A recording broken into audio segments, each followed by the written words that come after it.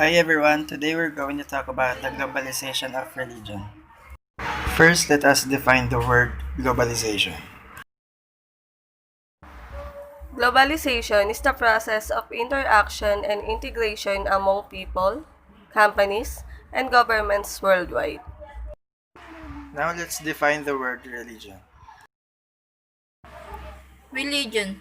Religion is the belief and the worship of a superhuman controlling power, especially a personal god or gods. Finding the spiritual nature of man to a supernatural being. As involving a feeling of dependence and responsibility, together with the feelings and practices. Practices which naturally flow from such a belief, or any system of faith and worship.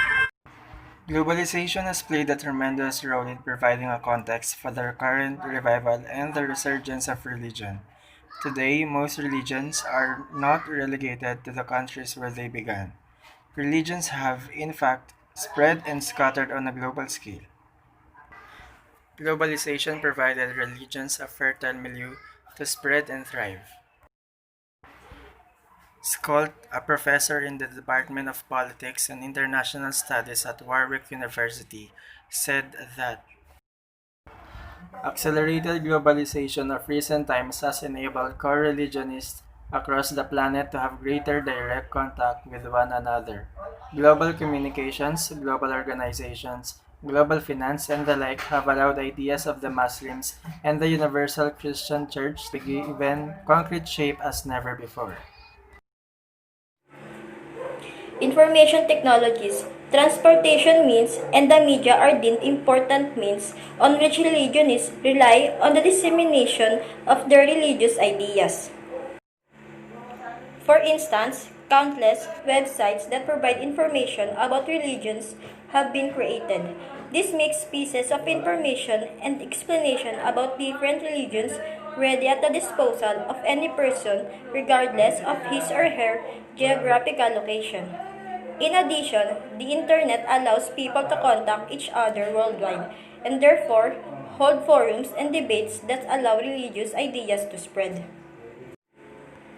Furthermore, media also play an important role in the dissemination of religious ideas. In this respect, a lot of television channels, radio stations, and print media are founded solely for advocating religions. Pagbasa mula sa aklat ni Propeta Amos. Gawin ninyo ang matuwid, huwag ang liko, upang kayo'y mabuhay. Sa gayon, sa inyo ang Panginoon, ang Diyos na makapangyarihan tulad ng sinasabi ninyo. Kamuhian po ng Diyos sa mga ating Panginoon Kristo ang manatili sa atin. Muli po ay isang magandang araw sa inyong lahat. Magandang na rin. At upang makasurvive ika nga po nila sa harap ng iba't ibang kahirapan at suliranin, nangangailangan po tayong lahat ng tulong at saklolo ng Diyos. Modern transportation has also contributed considerably to emergence, revivalism, and fortification of religion. In this respect, Turner cited the case of Islamic revivalism in Asia, which is related to the improvement in transportation that has allowed many Muslims to travel to Mecca and return with reformist ideas. Modern technology, therefore, has helped religions of different forms such as fundamentalist, orthodox, or modernist to cross geographical boundaries and be present everywhere. Globalization has also allowed religions or faith to gain considerable significance and importance as a non-territorial touchstones of identity.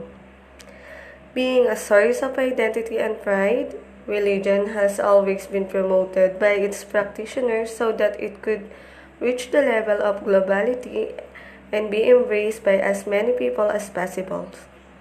Muslims, for instance, aspires as establish the Islamic Ummah, a community of believers, by paving the way for religions to come in contact with each other and providing a context for each flourishing and thriving. Globalization has brought such religions to a circle of competition and conflicts.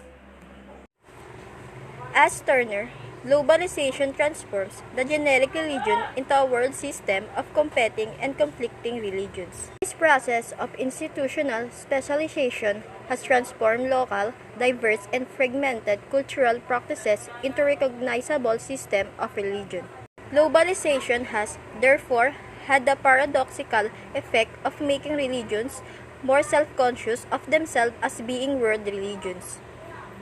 Such conflicts among the world religions exhibit a solid proof confirming the erosion and the failure hybridization.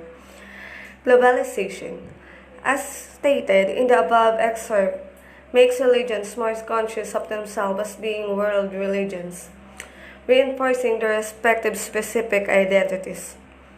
These identities are strengthened by globalization and cannot, in any way, intermingle or hybridize. Since religions have distinct internal structures, their connection to different cultures and their rituals and beliefs contradict. For instance, Islam and Christianity are mostly incompatible with each other. These religions cannot be hybridized or homogenized even if they often come in contact. Though religion is strengthened and fortified by globalization, it represents a challenge to globalization hybridizing effects. Religion seeks to assert its identity in the light of globalization. As a result, different religions' identities come to the fore and assert themselves.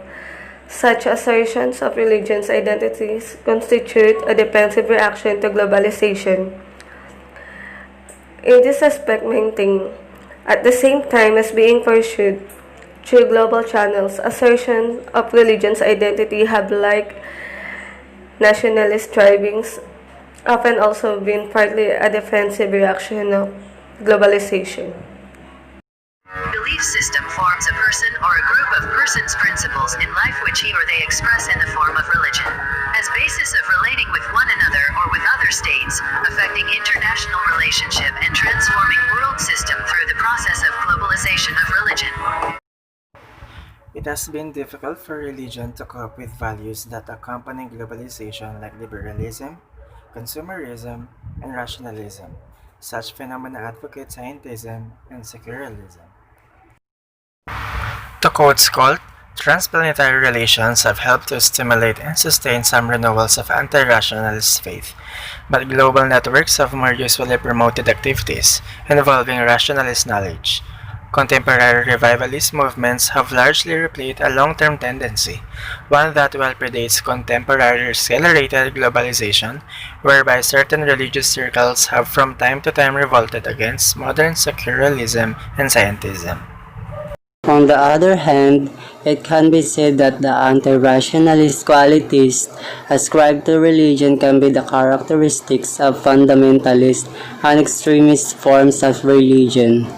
We cannot consider religion as purely anti-rationalist, since many religious people reconcile reason and faith and make moderate trends within their religions.